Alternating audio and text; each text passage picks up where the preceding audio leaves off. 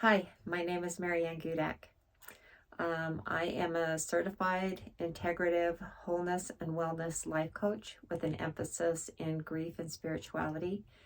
I hope by the things that I talk to you about that in some way that I can address maybe some of your questions or your thoughts or your concerns, or that the things that I'm going to say might touch your heart.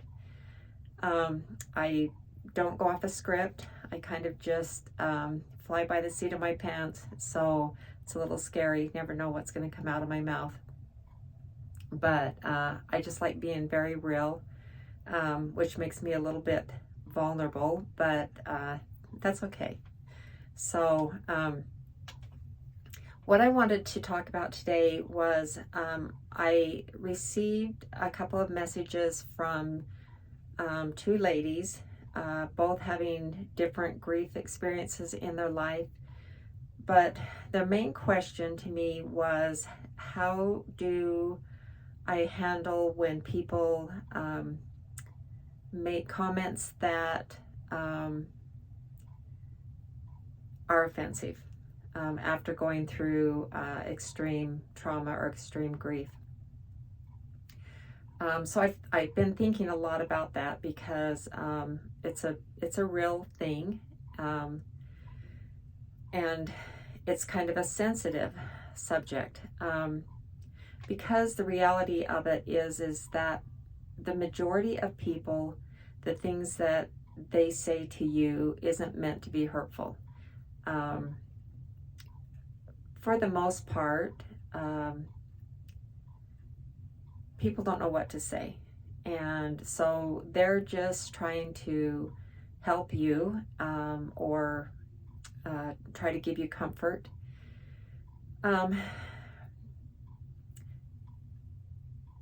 So here's where I'm going to go with this. I guess probably one of the things that I hear the most is, I know how you feel. People assume that by losing a loved one that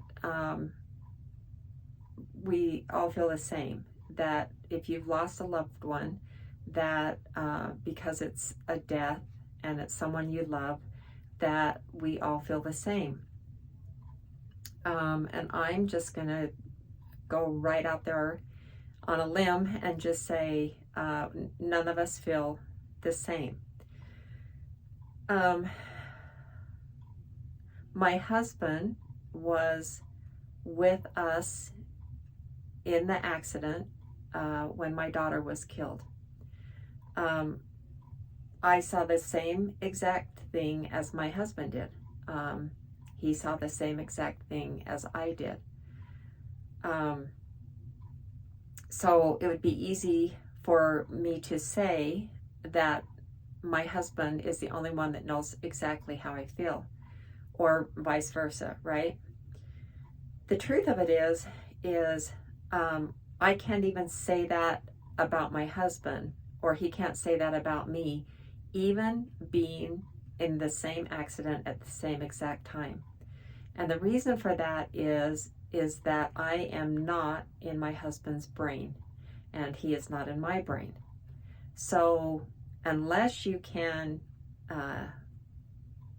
filter in to someone's brain and actually get inside of there, there is no way for you or anyone else to know exactly how you feel. I think one of the greatest blessings that happened to me was I had gone to a wedding reception, and let's see, it hadn't even been a year, and so it was a struggle for me to go out into public anyway.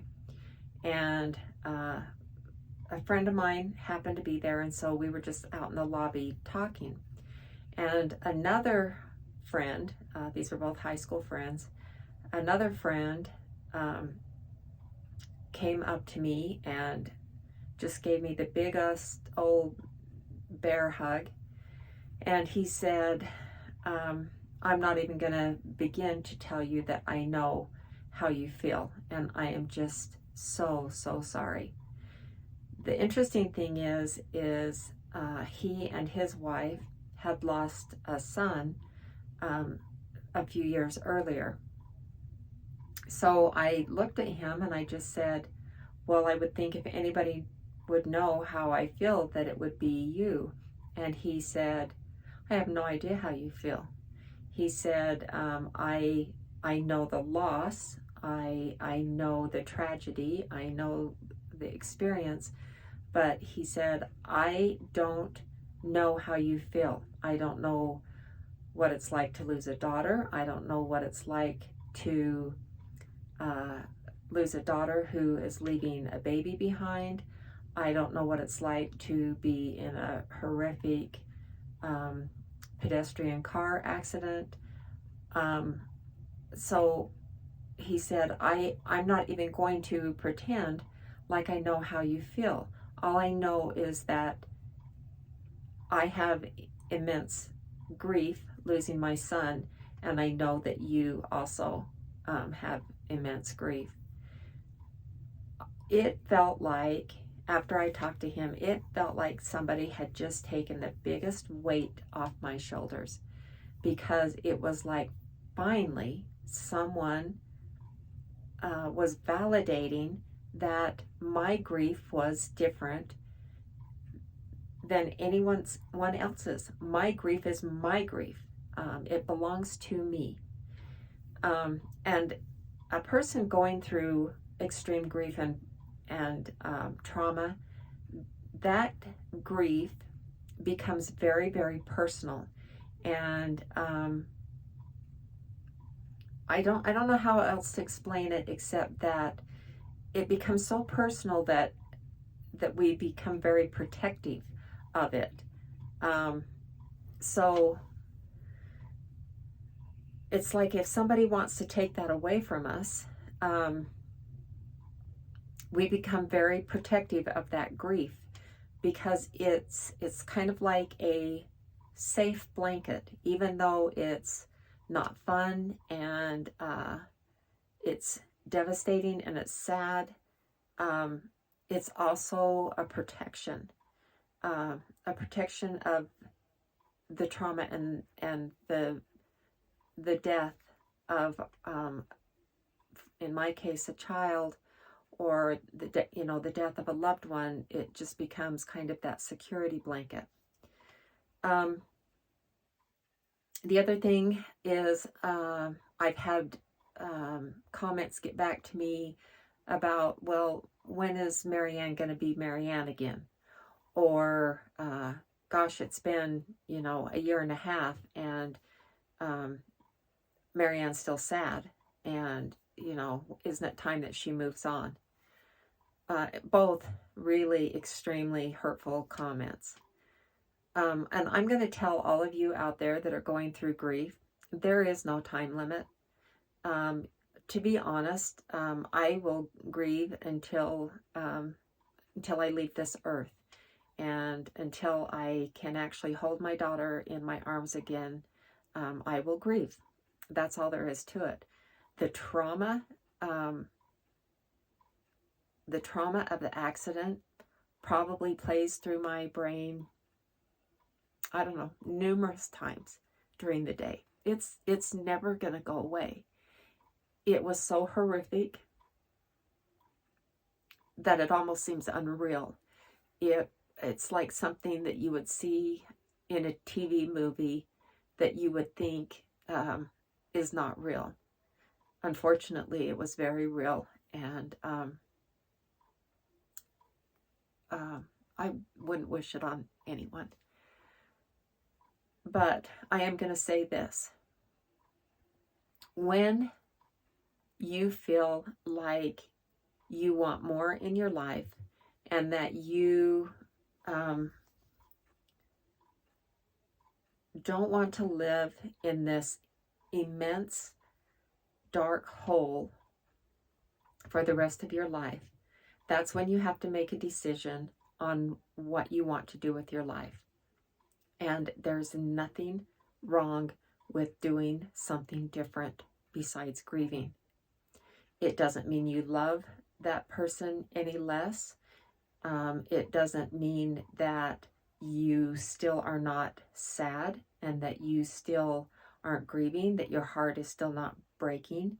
It just means that you want to experience something else besides this deep, dark grief every minute of every day. It means that you want to feel happiness. You want to feel joy. And believe me, I know there's guilt that comes with that, but we have to make a decision on how we want to live. In my case, I have so much to be grateful for, and this is something that for all of you out there that are grieving, something that I recommend that you do, and that's in the morning, before you even get out of bed, just take a few minutes and lay there and think of all the things that you are blessed with, and do like a little gratitude prayer, and dig deep. Even things like, I'm thankful for this bed that is comfortable that I'm sleeping in. I'm thankful for covers that keep me warm. In my case, I'm thankful for this little electric blanket that I can keep on my side of the bed and stay warm. But also for me, it was, I still have a son here on this earth, and he has a beautiful wife. So I have this darling daughter-in-law, and I have 2 grandbabies. My son Jeremy and Maddie have a beautiful little girl, and of course Whitney left her little girl, and she doesn't live here close by us, but when we get to see her, she is just pure joy in our hearts. So I think one day, for me, when we had Whitney's daughter here, I had pulled her up to the side of the counter and decided to make popcorn. Well, that was one of Whitney and my favorite things to do, is make popcorn and binge watch Netflix. So this was the first time I'd made popcorn since Whitney had passed. And so as I was getting out the popper and the popcorn, all these memories were flooding back. And although they're really great memories and happy memories, it was breaking my heart. And I had Whitney's little girl by me, and I popped the popcorn, and my husband was watching us, and he kind of pulled me to the side afterwards, and he said, "Marianne, you have got to smile when you're around Whitney's little girl." And I said, "Well, I thought I was smiling." And he said, "You don't smile anymore." And I had to really think about that, because I want my grandbabies to know that, they call me Yaya, that their Yaya knows how to smile, and that their Yaya can be fun, and that that by smiling, it shows them how much I love them and love being around them. So it's okay to smile. It's okay to feel joy. It's okay to feel happiness and recognize the blessings that are around you. And the more you feel and recognize gratitude, the easier it will become to let yourself go from the immense grief and to move forward with joy and happiness. My heart still breaks. It's very, very raw. I am going to say this though too. When we get so hypersensitive with all the comments that we hear, and sensitivity is heightened by about 1,000 when you go through something like this. Grief can become a very, very lonely place to be. And the reason for that being is because we pull ourselves away from society, from human beings, from anything social, because if we pull away from them, then we won't get hurt, right? We won't have to hear what they have to say. We won't have to put our guard up. We can just wrap ourselves in that protective blanket of grief, and then no one can hurt us. But what happens with that is pretty soon people will, they won't reach out anymore. They won't even try. It's hard enough for people to know what to say to you and to try to comfort you. And when you pull back, people will finally, they'll quit, they'll give up, because they don't know what to say. It's not their fault. The reality is there really isn't anything to say that will comfort anyone except maybe I care, I love you, I'm here for you, just those kind of things. But other than that, like, there really isn't any comfort. I had people give me all kind of spiritual advice. I had people give me all of their personal advice, and most of the time I would just say to myself, I already know that, but that doesn't keep my heart from breaking. I know there is life after death. I know that I will see my daughter again.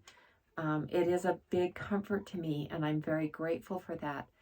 That doesn't keep my heart from breaking right now. I'm very mortal. My heart is very mortal, and I miss my daughter. Like, I miss her to the depths of my soul. And that's not going to go away. Even with all the spiritual advice, all the spiritual knowledge that we have, that isn't ever going to go away. The spiritual does help as far as it gives me hope.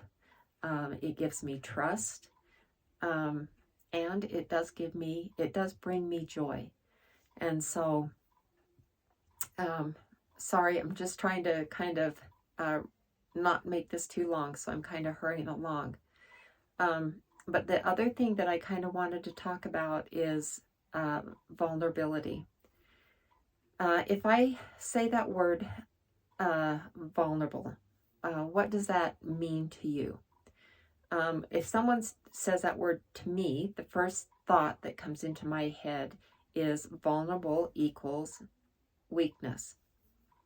The interesting thing about vulnerability is it's exactly the opposite of weakness.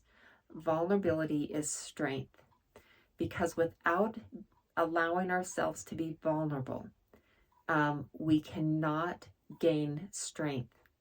So, for instance, if you're vulnerable, you feel, and you put yourself out there, kind of like I'm doing these podcasts, and you think, well, what if people don't like me?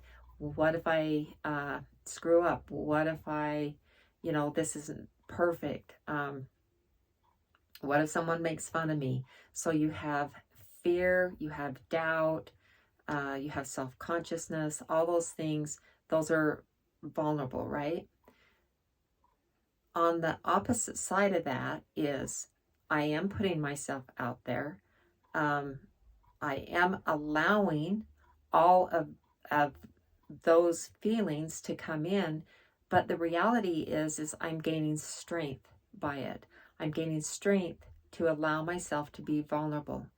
On the other end of fear is confidence. On the other end of weakness is strength. So we have to experience the opposite to know what's on the other side of that. It's like everybody, you hear you can't experience joy without sadness. And it's true. We wouldn't know what joy is if we didn't have sadness to counteract that feeling. Every feeling that we have in our minds and our bodies is supposed to be there. It's there because we are creations of our Creator, and He also has experienced every single one of these feelings, and so He's given those feelings to us, and we have every single one of our feelings for a reason. It's just what we want to do with them. So we'll talk a little more next time about being vulnerable, but for right now, I just want to say have a really great day. Thank you for tuning in. I'm overwhelmed by how many viewers that I have, and I appreciate you. I appreciate you letting me get my thoughts out to you. But anyway, we'll talk a little later. Thanks. Bye-bye.